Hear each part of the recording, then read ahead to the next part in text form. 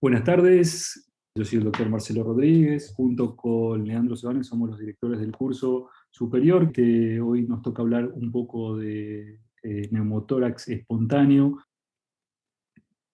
Neumotórax espontáneo, eh, como definición, es aire en la cavidad pleural producido por una lesión pulmonar, ¿sí?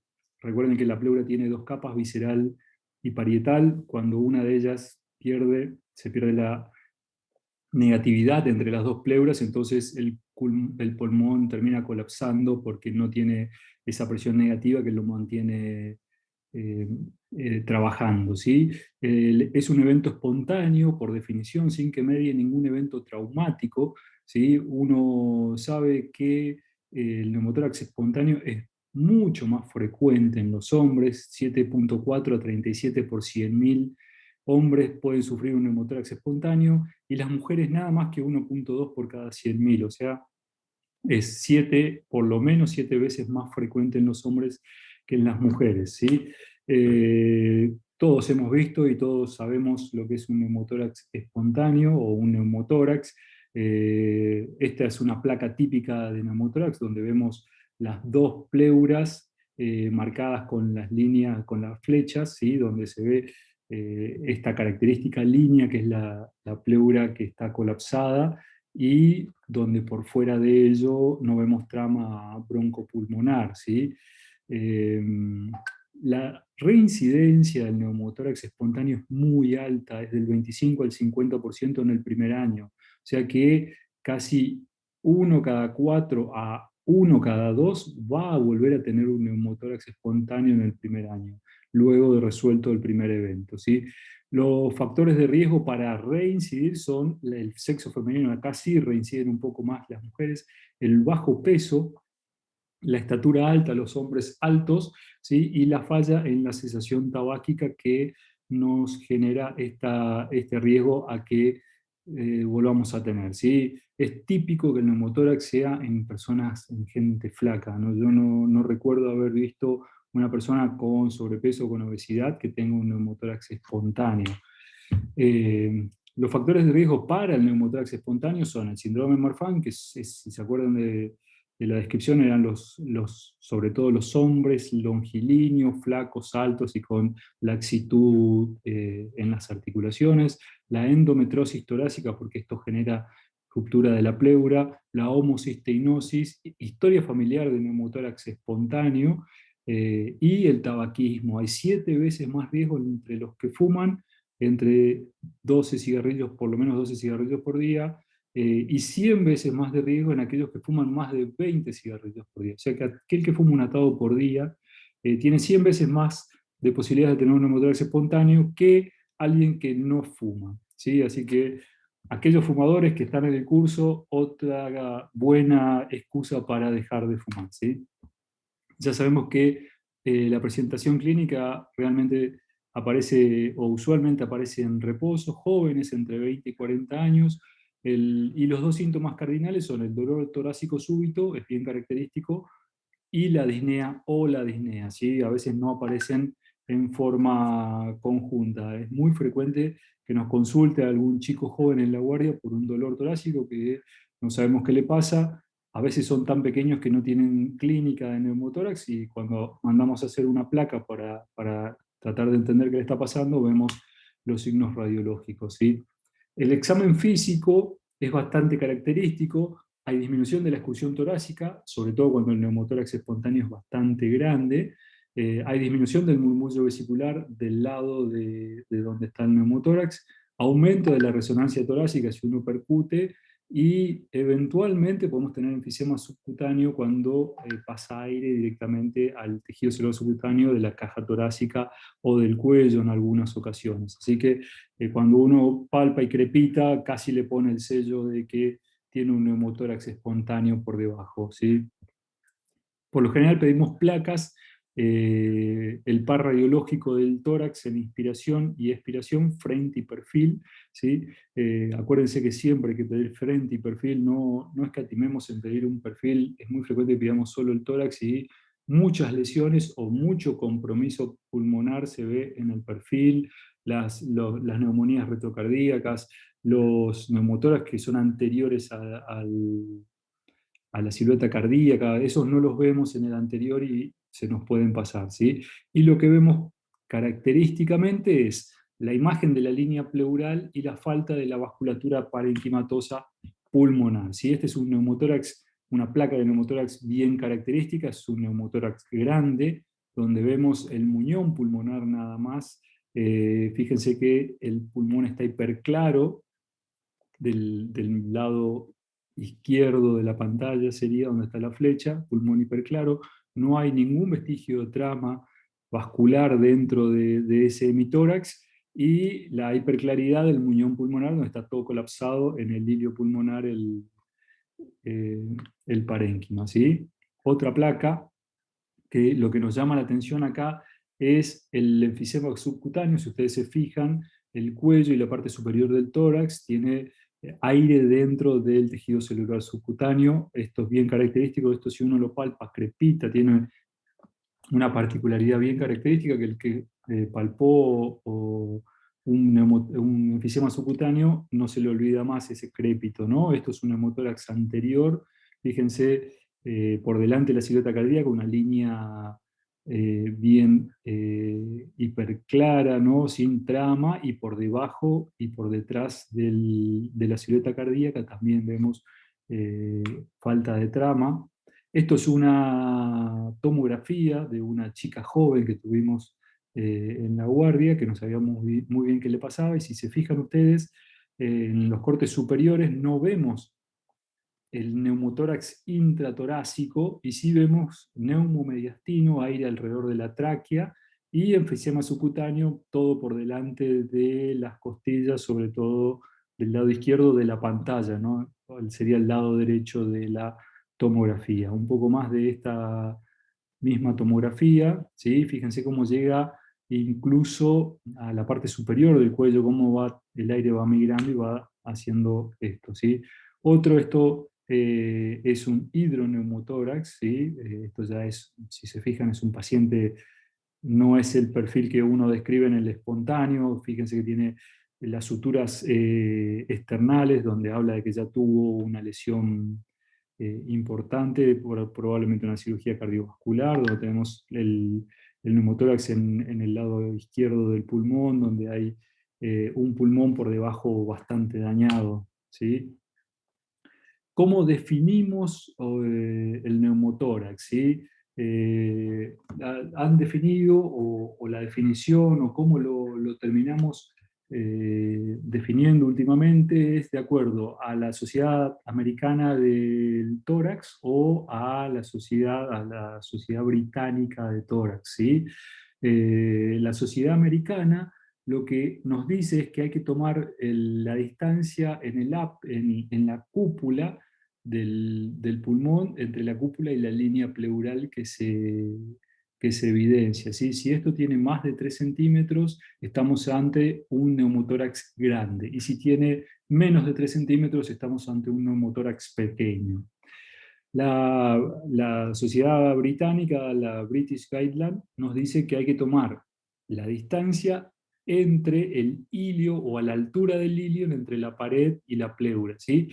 Y lo divide nuevamente: si tiene más de 2 centímetros es un neumotórax grande, y si tiene menos de 2 centímetros es un neumotórax pequeño. Esto es para hablar para que hablemos todos el mismo idioma cuando hablamos de neumotórax grande o pequeño, de acuerdo a qué sociedad, ¿sí? El tratamiento, tenemos un tratamiento de sostén, que es obviamente darle oxígeno. Si el paciente está desaturando, si tiene una saturación menor al 94%, aportamos oxígeno por una cánula o por una máscara, y calmar el dolor inicialmente, porque el neumotórax habitualmente duele, no tanto, pero duele, ¿sí? Y el tratamiento definitivo es lograr que la reexpansión pulmonar, y esta reexpansión pulmonar se puede lograr de la siguiente manera: colocando un tubo de tórax para venamiento pleural, colocando una válvula de Hemlich, que es uno de las formas menos cruentas de resolver esto, o generando una videotoracoscopía y resolviendo el neumotórax, ¿sí? Hay otra que donde no se ponen de acuerdo y hay de hecho algunas sociedades que la usan y otras que no, y que es la punción del neumotórax con aguja fina cuando el neumotórax es pequeño. Hay sociedades que dicen que sí, otras que no. La verdad es que en la Argentina, la Sociedad Argentina de Cirugía Torácica no avala la punción con aguja fina del neumotórax, por eso no la voy a mencionar para que no entremos en discusión con los cirujanos, que muchas veces son los que resuelven este tema, ¿sí? Acuérdense que, bueno, es una foto, un gráfico de lo que es el neumotórax. El neumotórax espontáneo uno lo va a drenar en el cuarto espacio intercostal a nivel línea axilar anterior, ¿sí? Uno palpa entre las dos costillas. Acuérdense que el paquete vasculo nervioso va en el borde inferior de la costilla superior, así que uno tiene que entrar por debajo de esto. Se anestesia, se hace la incisión, se abre con la tijera. Uno siempre, para colocar el tubo de avenamiento, primero tiene que ingresar el dedo y hacer una inspección circular con el dedo para despegar todo lo que pudiera estar pegado a la pared pleural aún. Y una vez hecho esto, sí, uno introduce el tubo de avenamiento pleural fenestrado, que tiene que ir con una dirección que vaya hacia arriba en el tórax, ¿sí? Este es un gráfico de cómo debería quedar el tubo colocado dentro del tórax, ¿sí? Acuérdense que ahora hay unos tubos que vienen ya un set para drenaje de neumotórax, que vienen unos tubos con un catéter interno que lo rigidiza y uno lo puede hacer directamente por punción a esto, ¿sí? Acuérdense que siempre hay que drenar hay que fijar el tubo con doble nudo a la pared torácica para que no se nos salga, ¿sí? Y que el tubo tiene que estar fenestrado. Fíjense, este es un neumotórax bilateral, una placa de control donde le colocaron los dos tubos de avenamiento, y con la placa verificamos que los tubos realmente están bien colocados, que es en la cúpula del pulmón que le tocó el neumotórax, ¿sí? Otra cosa que es importante es el drenaje bajo agua. Una vez que uno lo drena, tiene que poner esto con un buló y una trampa de agua para que el aire no vuelva a ingresar al tórax una vez que es expirado, ¿sí? El agua tiene que tener como mínimo 2 centímetros. Y lo otro que es importante es que este tubo nunca puede estar por arriba del tórax del paciente, ¿no? No puede superar el nivel del tórax. Si por alguna razón el paciente, por ejemplo, está ventilado y uno le molesta el tubo de avenamiento junto con la trampa de agua de un lado y lo quiere pasar para el otro lado, lo que tiene que hacer es clampear el tubo con una pinza coger, y una vez clampeado el tubo puede movilizar el tubo como más le convenga para realizar alguna otra maniobra que necesite, o trasladar al paciente o meterle a un tomógrafo, pero no podemos pasar esto por arriba del tórax sin haber clampeado y evitado que toda la trampa de agua se inutilice, ¿sí? Entonces, eh, tenemos el otro gran tema que nos preocupa y que es raro que pase de que un neumotórax espontáneo termine siendo un neumotórax a tensión, ¿sí?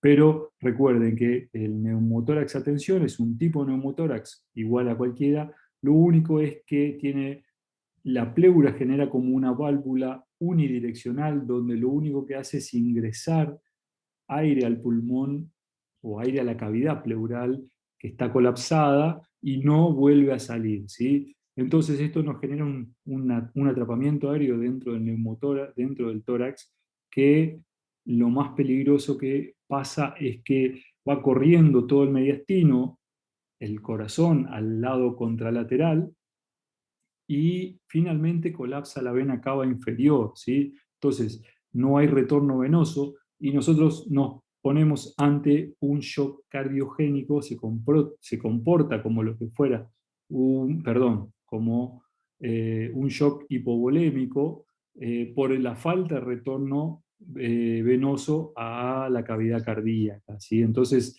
la complicación más importante del neumotórax de tensión es esto, ¿sí? Es difícil reconocerlo, cuando uno vio uno es más fácil y lo tiene presente en su panorama, ¿no? Esta es una placa que uno no debería tener una placa de neumotórax a tensión. La pongo a propósito porque si ustedes se fijan, el origen de esta placa dice Hospital Universitario Austral. O sea que probablemente a alguien se le pasó el momento oportuno de tratar este neumotórax a tensión y solicitó una placa para corroborarlo, ¿sí? Cuando uno tiene una presunción firme de que el paciente está con un neumotórax a tensión, lo que tiene que hacer es drenar ese neumotórax en forma instantánea, ¿sí? Esta es otra placa de otro neumotórax a tensión donde ven el pulmón izquierdo colapsado y todo el mediastino y el corazón tirado a la derecha, ¿sí? Este neumotórax en cualquier momento va a tener un colapso de la cava porque es una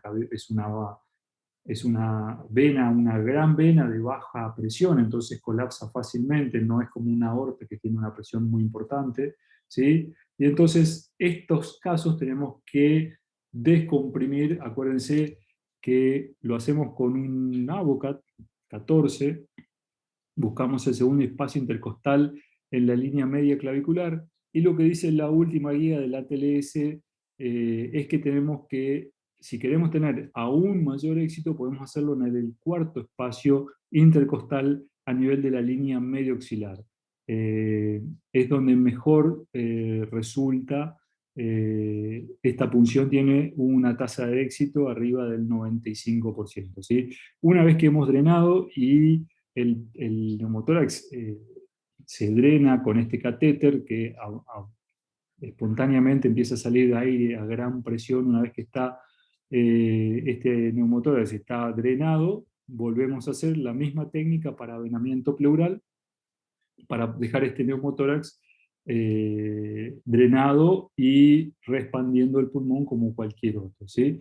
Ahí hay una imagen de una punción en el segundo espacio intercostal.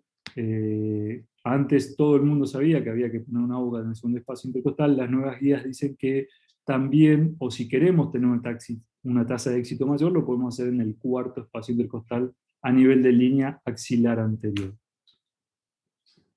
Este es un poco el algoritmo de neumotórax espontáneo que usamos nosotros en el Hospital Austral. Se los comparto porque creo que está, si bien ustedes ven eso como una gran masa de información, está bastante claro, ¿sí? Si uno tiene los síntomas de dolor torácico o disnea súbita, ¿sí? Y los signos de los que hablamos, disminución de vibraciones vocales, hipersonoridad, disminución del murmullo, irritación yugular o inestabilidad hemodinámica, ¿sí? Sospechamos de un neumotórax espontáneo. Si tiene signos de neumotórax hipertensivo o neumotórax a tensión, ¿sí? Hipersonoridad, falta de entrada de aire, el pulmón cuando está colapsado, hay un pulmón que está normal y el otro está, el epítórax está hiperinsuflado. Cuando uno ve esto ya lo sospecha, ¿sí? Si tiene alguno de estos signos e inestabilidad hemodinámica, catéter 14, como habíamos dicho, y una vez drenado llamamos al cirujano para que termine eh, de drenar este neumotórax. Si no tenemos ninguno de estos signos, vemos, le administramos oxígeno, le ponemos una vía, lavabo, coágulo, le administramos analgesia y le pedimos una placa de tórax frente y perfil, ¿sí? Si es un neumotórax, avisamos al cirujano, o en aquellos servicios donde el emergentólogo puede colocar el tubo de avenamiento pleural, lo hace el mismo emergentólogo en el shock room, ¿sí?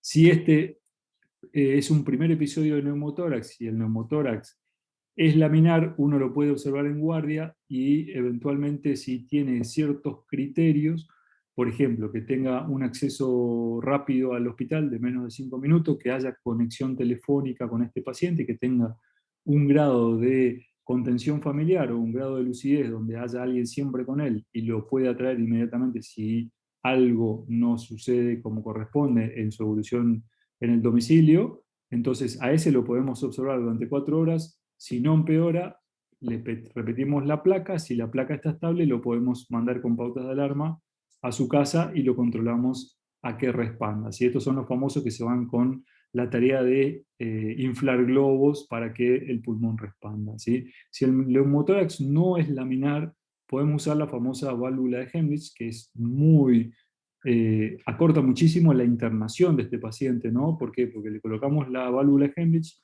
lo observamos durante 6 horas, le repetimos una placa, y si la placa ya tiene una estabilidad clínica y respandió, aunque sea mínimamente el pulmón, lo podemos mandar a casa con la válvula, con las mismas pautas de alarma y con la misma contención, y lo citamos a control, ¿sí? Si no tenemos válvula Hemlich, que en la mayoría de las partes no hay, entonces tenemos que a este paciente internarlo para drenar el tubo, para drenar el tórax con un tubo de avenamiento, ¿sí? Y este paciente no se va a ir antes de las 48 horas a su casa porque no va a expandir el pulmón y no va a haber una estabilidad para que lo podamos dar de alta, ¿sí?